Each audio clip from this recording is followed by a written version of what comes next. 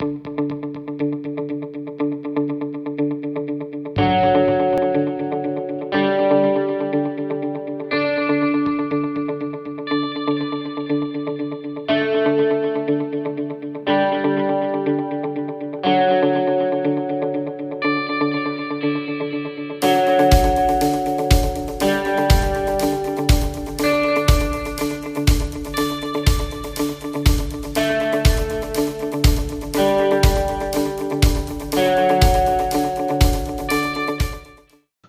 namaste, and welcome to Breakout with me, Abha. We are talking about the art of making and breaking rules. This show is committed to bring to you some exceptional game changers, people who have been there, done that, the movers and shakers, the thought transformers, and people who have made new rules. And guess what? They have agreed to share with us and demystify this whole rules game for us so that we can break out of what we think is limiting and break into something that we think is necessary for us. And from these people, we've learned there is only one rule to life, and that is that there are no rules to life. We make them up all on the way because everything is figure outable.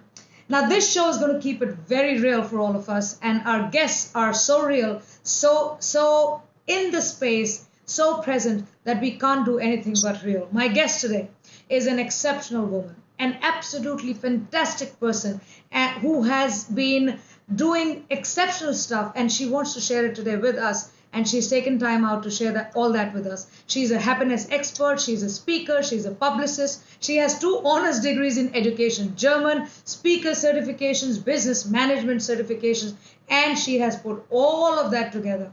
Her entrepreneurial expertise, her media relations savvy, her outstanding people skills, her writing creativity to position people and help them to position themselves in ways that they cannot even imagine. Only she can do it.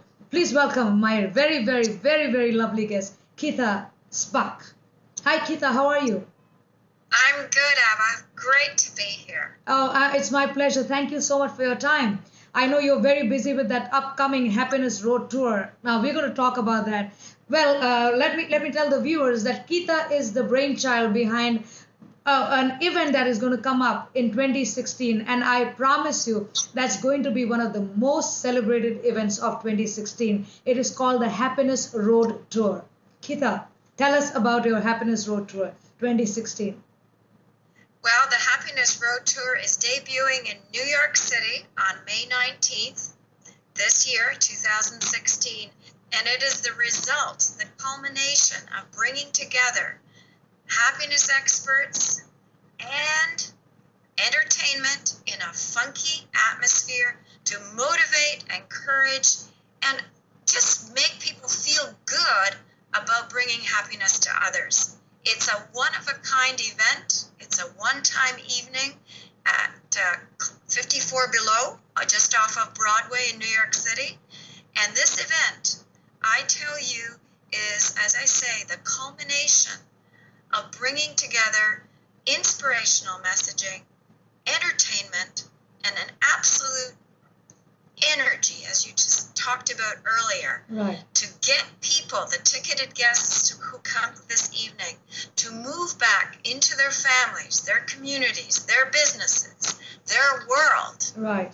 to make this a happier and better place for others.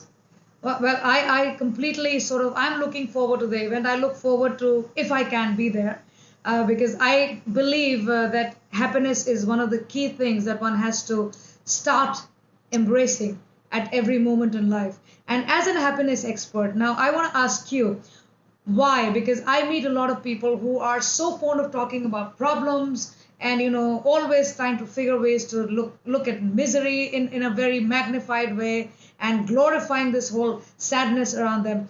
You propagate the idea of happiness. You say it is important to be happy.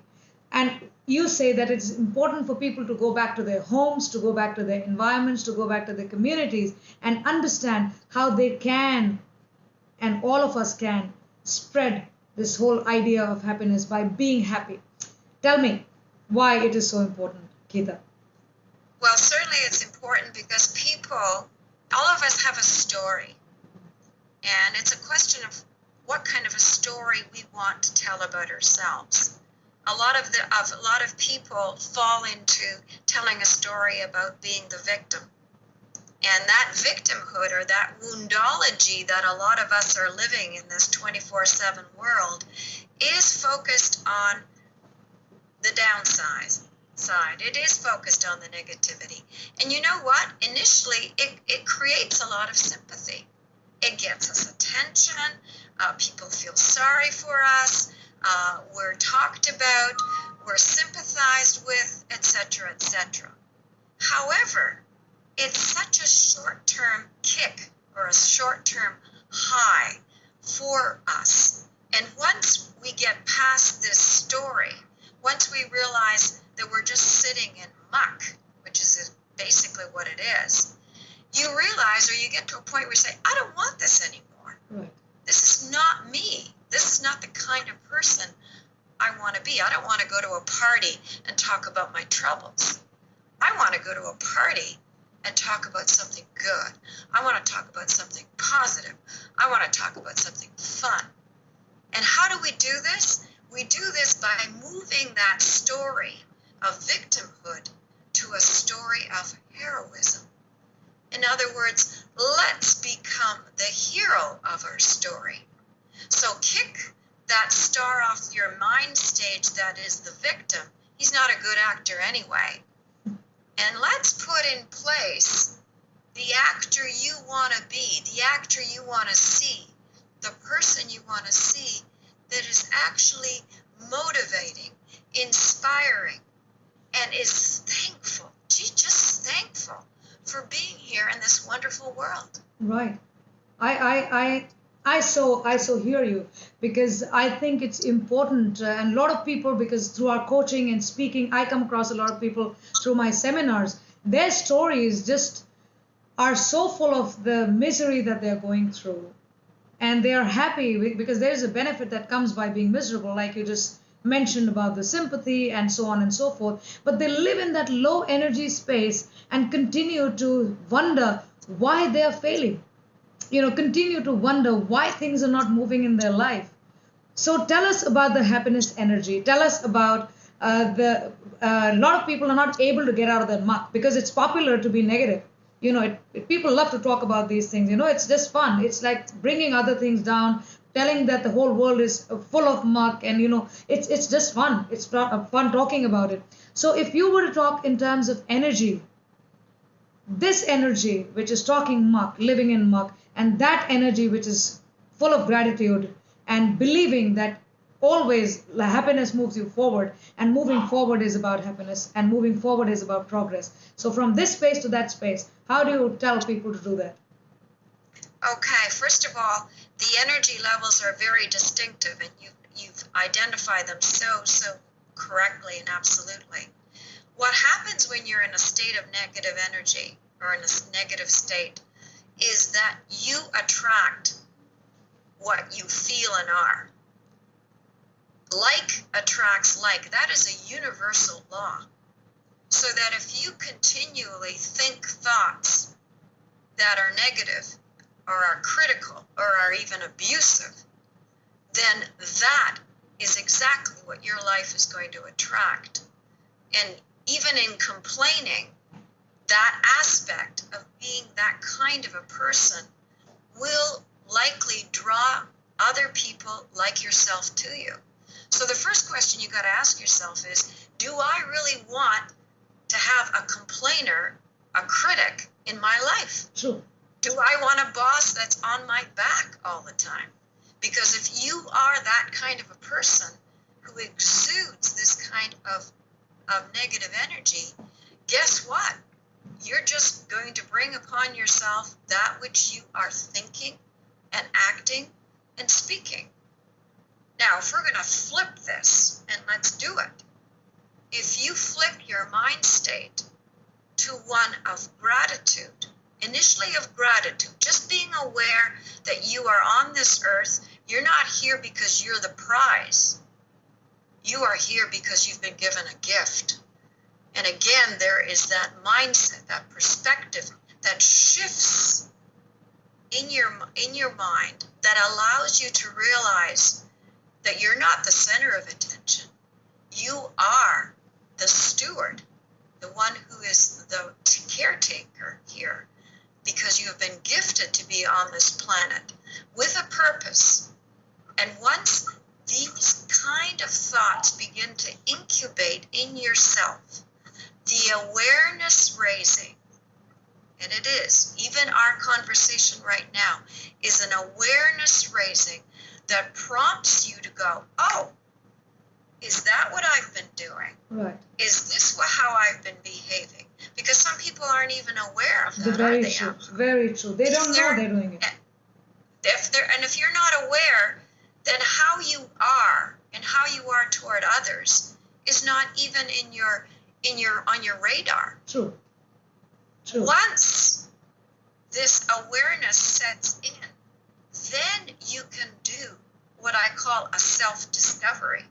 And through self-discovery and self-assessment, you grow into changing, and you grow into moving from that negativity toward happiness. The first thing you do, grow aware. Second thing you do, get a quiet time, a quiet space, and start listening to yourself. I would want to just add to this. If people are not aware and they realize that something in their life is not moving in the manner that they wanted, I think they should look at their results and then immediately take responsibility of those results. And that's when they will go back into themselves and figure, okay, if I am doing this somewhere, this is somewhere that I am the one who's propagating this in some manner. I may not be aware of it. A lot of people don't do that. So I completely agree with you that the first step is to be aware. And I always tell them, go and look at your results. If your results are not up to the mark that you think they should be, if you have still got reasons to complain about certain things, probably go check yourself out first before you say something to somebody else, because you keep adding to the complaints. Right? So I think it's just multiplying in the same manner. So you've got to stop that process by stopping and looking back into yourself. So that's great. Kita, you've been working around this whole happiness thing for years. You've done you've hosted radio shows. You've done telesummits around the happiness for parents formula, from guilt to gratitude. You've done happiness and success, and all those things. And you've brought together so many experts. You've spoken to so many people around this topic. What are the key, say, 3 or 4 learnings or maybe the insights that we can sort of pick up right now, which you think have no option, no other option? There are no alternatives to those. These are the ones. Okay, good question. So let's start here. I mentioned already that you have an awareness that comes to you and you face yourself. The first thing you have to do is to shut off the noise, plug out. Because if you're going to do a self-discovery about what and who you are in order to determine what actually makes you happy or what gives you fulfillment, then one really need to unplug everything and find the quiet time, find the silence, so that they can then listen to themselves and pick about, okay, here's where I am. And this is important too. Don't start yesterday or don't start in the future. Start right now. Start from where you are right now.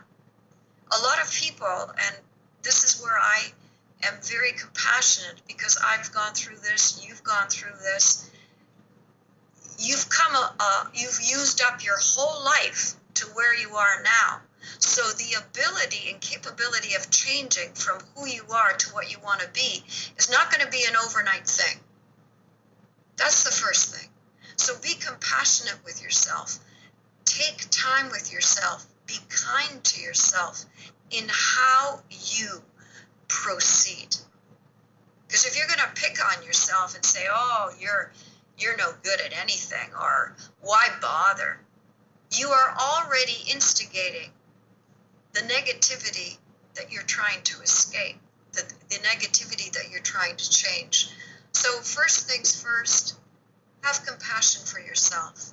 Find that quiet space. And when you are in that quiet space, examine those traditions, the habits, the values, the principles, the practices that you've accumulated over the years. Because you're like an onion. You've got all these layers, Right. all around you. You're this big. And so what you want to do is shrink yourself to the essence of who you are, because it is all within you. But you've got to peel away those traditions, those values, maybe those beliefs. Let's say you've believed that vanilla ice cream is your favorite ice cream, and you got that idea when you were 10 years old, and you still think this way when you're 45.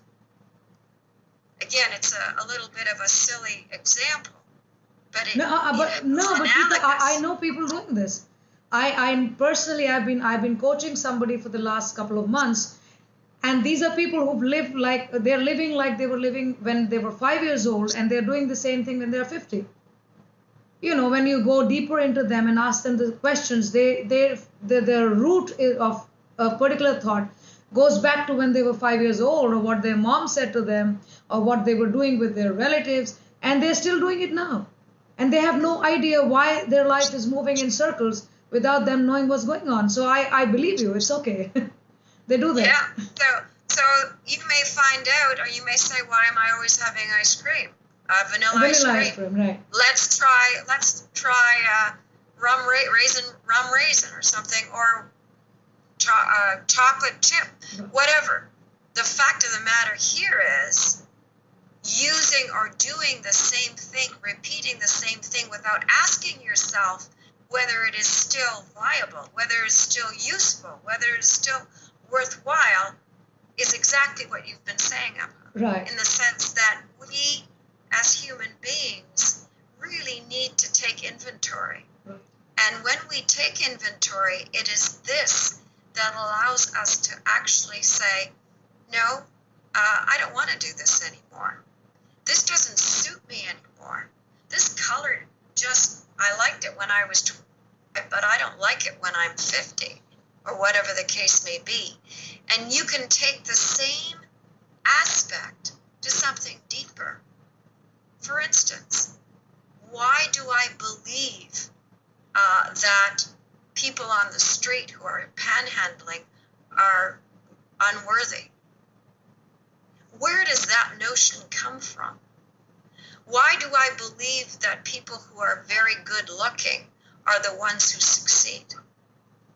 Why do I believe that couples who are together need to be a man and a woman? And you see, the deeper you go within yourself, the more serious and the more painful some of these issues can be, Right. because they actually start touching you and your soul. And it is at this point that your soul starts talking to you and calling out to you and questioning you as to who you are and what you're doing. Where it becomes a watershed, a happiness watershed, as I would call it, Right. is when you respond to your soul and your calling. Or it's also a watershed when you willfully ignore or willfully turn away from your soul's calling and start using distractions to prevent yourself from truly listening to what is the truth within you.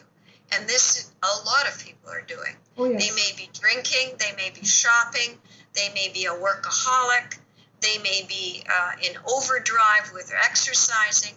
They're doing all manner of things to keep themselves from looking within. True. So the happiness process, just to close off this little section, is actually simple, but it's also a process. It can be painful, and you, everyone out there, you have to be courageous in accepting the challenge of moving through to be a happier and a more fulfilled person? Yes, I think it's important to be able to question your answers. People do not do that very often. I, in my personal experience, and even in my family, I know people who thrive, and their thriving point is being unhappy.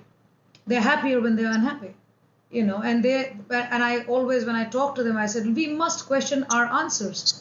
Why are we doing what we are doing today? Is it relevant? Is it important? Does it work for us even now? And most of them have no answer for that, because they haven't even scratched the surface to see that their answers may not be right for them as of now. So you rightly say that we should start right now. We have to be courageous enough to sort of just go a little bit deeper in there and see why we're doing what we're doing. So I was going to mention, in terms of people who are maybe satisfied or are actually happy being unhappy, or Right. being happy in their drama. Let's explain this a little bit further, Sure. because there are psychological reasons. Sure. There are very valid reasons why some of us stay, let's say, in unhappy relationships, or we prefer, if we are talking with someone and not happy, we are angry. That's the way we manifest our way of communicating. So let's see why, or let's just take a look why these things may be happening the way they are. People, when they are used to an environment where there is dysfunction, where there is drama. For instance, some of us have grown up in households that are very chaotic, that are perhaps dysfunctional, even abusive. And if that is what you as an adult, that you have known through your lifetime experience as a child growing up, then that is the reality that you best confer with, that you best align with, even if that environment is negatively charged, is unhealthy for you, and in fact can be harmful for you. Interestingly enough, we human beings tend to stay with the familiar. We will default to that which we know. You know the expression, better the devil you know than the one you don't. This is exactly what I am referring to. So those of you that somehow feel, gee, I don't know why I feel more comfortable when I'm arguing. I don't know why I feel more comfortable when I can stir up some drama, or when my aunt comes in with another gossip item, and look at me, I'm actually enticed to listen. The reason being is that is perhaps how you have been exposed when you were growing up. So what you know, what you are most familiar with, you tend to go back to. And that it is these tendencies that define us. But these tendencies as well are those that can hold us back. So that as we are talking in this conversation, I'm sure some of you are going, aha, that leap from what I'm used to what I would like to be is ginormous. But what is the good thing here is when you adjust your mindset, then you can overcome these tendencies, these defaults in yourself that go to the familiar, even if that familiar is not healthy. And you can overcome these by readjusting your attitude and your awareness to what is forward, not what is backward. Backwards. Yeah. That's true. And I think it's important, and that's why we call Breakout, because I think today's topic and what you do is so relevant when it comes to personal growth, or to lead a life with simplicity towards a higher self. That it's important to be happy, it's important to be not and with all compassion. I mean, I have nothing against such people, but I personally feel sad when I see that people are not able to break out of this space, because it's possible. It's a mindset shift. It's an awareness shift. It's a belief shift. So if we just got to put ourselves together and just sort of peel a little bit of ourselves, have the courage to look into ourselves and into where we're coming from and why we're doing what we're doing, whether it is relevant for us today or not, I think we can get the first peep into what's right and what's wrong for us. And this is why I think it's important for people like yourself being going out there and literally saying that it is important. It is for us to get out there and get to that space where we feel a sense of happiness rather than living with that devil, which is familiar, but it is not good for us. Yeah. And The one other, yeah, sure, yeah. please go ahead. Yeah. The other thing about moving on the road to happiness, Abha, is the fact that once you have yourself figured out, because there's no way you can help others True. until you help yourself. You're only going to be the best person you can be to other people when you are the best person you can be to yourself. True. So having taken that step, what is very, very fine, what is wonderful about then being in a position where you feel you want to look outwards and you want to help somebody else be healthier and happier, that whole action, even the thought, automatically makes you feel happier. True. So you are actually building on your own happiness when you leave the self-absorption and the self-discovery, now that it's been done, and you move externally to the outside world and you go, I have this newfound wisdom, I have this purpose, I have this project, I have this great idea, I have to bring it to others. And so you see, when you delayer yourself, as we spoke about earlier, and you have established your true essence and purpose, then you turn outwards and your external actions actually build on your personal and private happiness. It's wonderful. It is. It is. Absolutely. Now, let me bring you to the Happiness Road Tour, because I'm very excited and I want everybody to know about it. Tell us more about that, because it has a big mission out there. It is not just an event. I think it has a whole thought process behind it. It has something that everybody can take away, not just from the event, but from the thought and the mission of that tour. So tell us that you want people to spread happiness in their homes, in their communities, and understand why it is really important for them. So we'll go into detail of what that means for all the people who want to join in for that event. Okay. I said earlier that all of us, once we have purpose, we generally have a motivation. There's something that starts burning within us that compels us to move forward. And people call it a big idea. Some people will even say you're crazy, because that's what they've said to me. And they may have said that to you. Yeah. We are on the same page. I've heard that one. Yeah, because what happens is the Happiness Road Tour, as it was birthed in me, came as what people call a divine or an intellectual download. It's just bang. Right. It's there.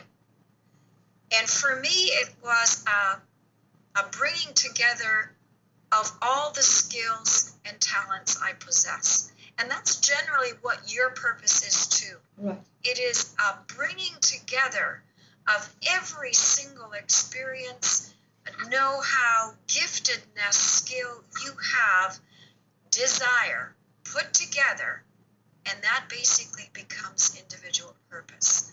So for me, as a publicist in the entertainment world, in the arts world, where I'm working with lots of artists and bands and musicians and music and painters and writers, I then feel a great sense of knowing, a great sense of skill set with bringing together the creative. Now, that's one aspect to the Happiness Road Tour.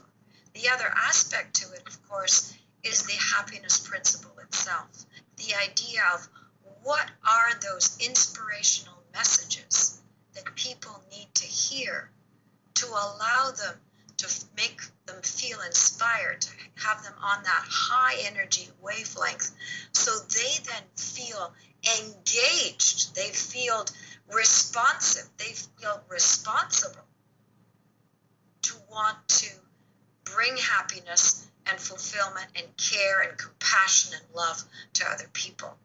So what I've done is I have put together my two aspects, my two giftedness areas of happiness expertise and publicity and entertainment work together to create the Happiness Road Tour for adults. Kids have lots of engagement movements, inspirational movements.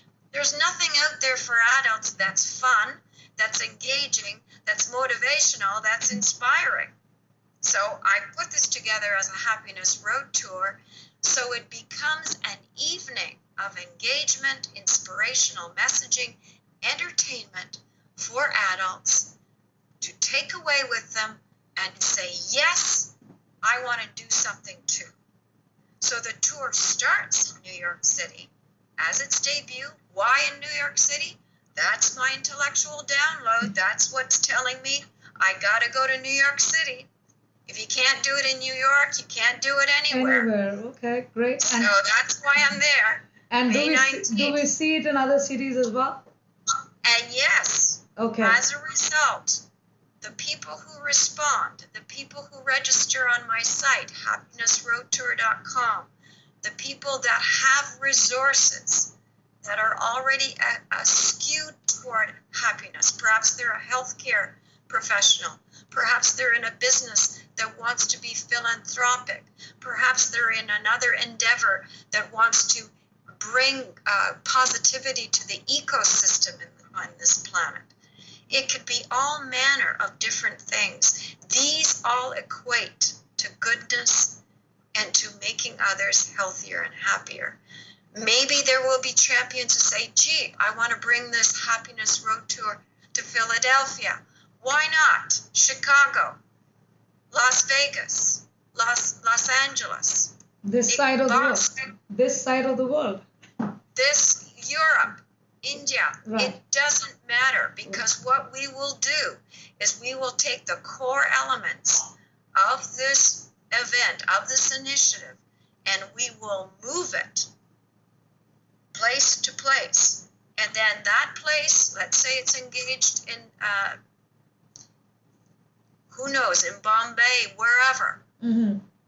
Then you take local performers, local happiness people, local business people, together with a local charity, because this Happiness Road Tour will always support the city and a local charity in the city it's in.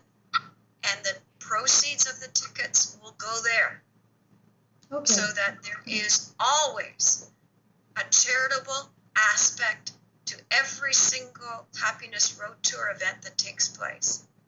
So those businesses, those people who want to engage, those people who want to support as patrons, as sponsors, we are welcoming all of this. In New York, you go to the site again, contact me and say, Kita, I want to help. I want to support. I want to buy so many tickets to come to the event. By the way, 125 tickets, that's all this premier event will sell. So those of you that are interested in coming, get your early bird tickets now, because they will go fast. happinessroadtour.com. Okay, superb. So I'm coming there just after the interview is over. So I'm going to get my early bird thing. All right, so tell me, this looks like a start of a social movement. I'm almost seeing, while you're talking, I can see the magnitude of what it could be. Because I think it is going to touch everybody. It is going to allow people to express themselves probably in different ways, or ways that are different from what they're already doing. Do you see it as a social movement? Do you see something that's going to Absolutely, pick up? absolutely, absolutely. The whole idea of, and we can talk about the word purpose, because I think purpose can apply to this, can apply to what you're doing, can apply to all of you out there who feel in their hearts that they have a purpose. And that purpose could be big or small. Maybe it's running a daycare center, a daycare group in your community. Maybe it's walking the kids to school. Maybe it is baking enough cakes for a sale that's going to benefit a homeless shelter in your city. It can be very, very, very small, but it has to start somewhere. It starts with baby steps, as it did with me, first even thinking, is this all about? And doing my publicity work and bringing encouragement to artists to fulfill their dreams. That's how my sense of purpose first began, to encourage others to fulfill their creative. And out of that fulfilling of creative has come a bigger picture. Let's fulfill the creative for everyone's happiness. Why not? Why not? Absolutely. Why not? And that is how this road for me has widened and broadened. And it is scary. It is scary to go into a risk-taking situation where you don't really know the end result.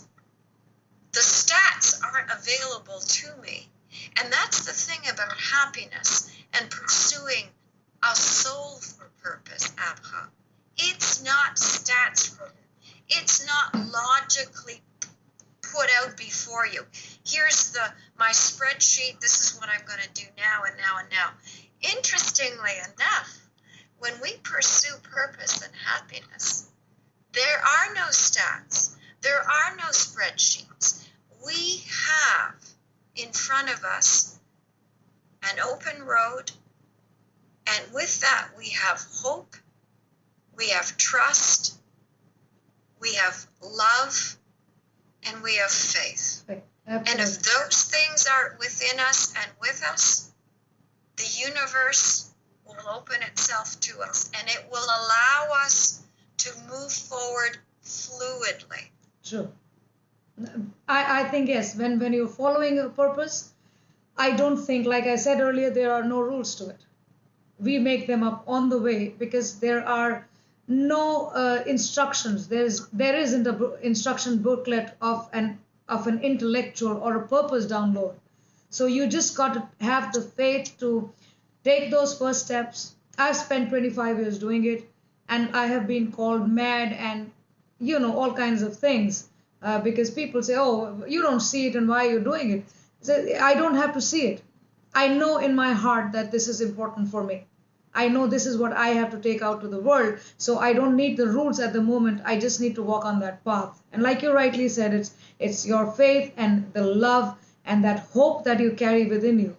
The road opens on its own. You really have no idea how it's going to open up. And that faith is important because with that faith and with the power, with the faith to receive what comes before you, that is very important. So we don't need the spreadsheets, you know that, for happiness and purpose. We don't need any rules. We just have to go out there and do it. So I wish you very, very good luck. How can people get involved in it other than they come to the event itself? I see on your website that people can get involved in some way. They can share it with others. How do they bring themselves into this event? I'm sure a lot of people would want to. Yes. Well, the first thing to do is to go to happinessroadtour.com, the website, and it'll give you a good description of what this is all about. I have a committee behind me made up of some fabulous people, experts, Frank Niles, Valerie Alexander, Elizabeth Elfenbein. Of course, I'll be there, Douglas Haddad. These people will be at the event in New York City. When you go to the ticket area to purchase, you can actually, right now, choose the expert and or entertainer you would like to sit with. That's what early bird preference and value add will bring you. Because once the tables are full, you won't have the same opportunity to sit with the personality or the expert you'd like to. Okay. So again, this event is a mingling event. We're coming in. We're going to be a meet and greet. We're going to be able to interact and talk with one another. Then the program begins, and every host of a table will be an expert or entertainer. So you, as a guest, will be able to sit with the expert, with the entertainer of your choice. That is what this wonderful event will do for you. There will be hors d'oeuvres. We'll have a free drink. It will be a club, as I said, at Club 54 Below, which is a supper club. It's gorgeous and wonderful stage, sound system. It's not an auditorium where you sit in rows and listen to speaker after speaker and take notes. You're not taking notes here. You are taking it into your soul to feel inspired. It's going to be great. Superb. So I think, and people like me who are at a distance, because how can I help? Because I'm very far away from you. I would probably like to come to the event, but if I'm not very close to you, what else can people do? Okay. If we were to share it, we were to support it in some way. This event it sounds great to me. So if I were to support it, how can I do that? You can do this by first doing that happiness act in your own immediate community or business. You can send me a blog of what you're doing. There's also a resources page on the site. And those of us who are involved in a happiness work type environment or are in a practice or a specialty dealing with happiness, maybe in healthcare, teaching, perhaps in entertainment where you are helping, working with mental health, whatever the case may be, then you can register, and then along with registering, you can also submit to the resources page where you provide your contact info, your expertise, and you can then provide information so that anyone coming to the site can actually read about you and find out what skill set and expertise you offer. And so you can make your expertise available to everyone who comes to the site. The other aspect to it is if you feel engaged, motivated, that you want your community or your city to be part of the Happiness Road Tour, please get in touch with me because we can already start planning what the next city or which the next city might be. Wouldn't it be wonderful that at the end of the event in New York City, we could announce the next city? Oh, absolutely. Where the Happiness Road Tour is coming to. Yes. This is what I sincerely hope will happen, believe will happen, and that's going to happen because of you, all you out there. It's going to be a team effort. It's going to be an initiative where the movement grows from community to community. So the acts of happiness, the acts of kindness that are done in each community, even if someone doesn't see them, or I don't see them, or Abha doesn't see them, that energy, the growth of all these initiatives will raise the overall global energy. And this is what the Happiness Road Tour is wanting to happen, is that this global positive energy will grow. And you watch what percussions that has on the present state of negativity in the world. It will just throw it aside. Fantastic. Fantastic. I think I'm excited while I'm listening to it. I think this is going to be great. So for all you out there, if you want to be part of the Happiness Road Tour, first of all, there's an event coming up in May. This road tour debuts in May 2016 in New York City. If you cannot make it to the event, there are so many different ways that you can support the event. You can ask the event to come to your city. You can support it by going in there and sharing what your expertise is. So please go to Happiness Tour happinessroadtour.com, I'm sorry, and look for Kita, because she is the person behind it. It's her brainchild, it's her intellectual download, it's her purpose, it's what she wants to bring back to this world in ways that she has received happiness in her own life. So Kita, I'm so grateful for you making time for this and telling us about this road tour, and I wish you all success with this. I absolutely believe it's going to be phenomenal, and I wish that this movement takes off and you take over the world with this movement and turn this whole global thing into a happy space, absolute happy space. And I wish you good luck with that. Thank you so much. I am so appreciative to have been on your show. Oh, it's my pleasure. Thank you very much. So, for my viewers, once again, this was Kita Szpak, who is a Canadian author. She is the organizer of the Happiness Road Tour, and that debuts and launches in New York City in May 2016. Please do go and visit her website, happinessroadtour.com, and support it in any way that you can. Just go spread the word, let people come in over there, because it's a fantastic idea. Kita is an expert at bringing together all her expertise, and she cross functions. She brings in her education, she brings in her work experience, she brings in her own experience and her own spiritual person into this zone to help all of us become more happy. So Kita, wish you good luck and thank you very much for being on the show.